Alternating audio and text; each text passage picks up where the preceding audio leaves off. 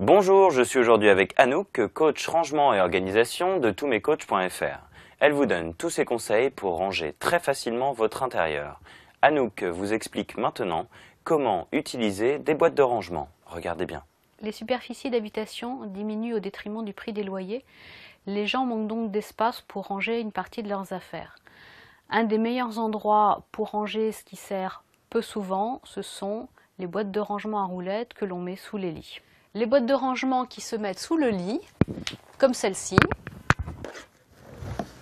que l'on trouve absolument partout, qui ont une grande contenance, permettent de ranger soit des vêtements hors saison, soit du linge de maison, des chaussures, enfin toutes sortes d'articles. Pour un lit d'1,40 m classique, vous pouvez mettre 4 boîtes de ce type.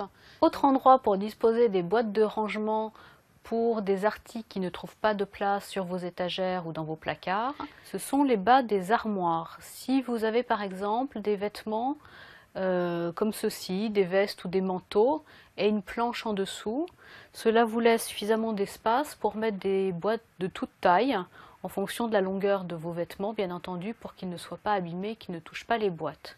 Dans ces boîtes de rangement, vous pouvez par exemple y mettre des paires de gants, des petits sacs à main ou des articles pour la couture. L'important en conclusion, c'est d'avoir un type d'article par boîte. Vous pouvez y ranger toutes sortes de choses à condition que ça ne soit pas mélangé.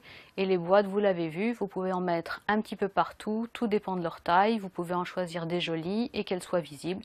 Ça vous permet de gagner énormément de place.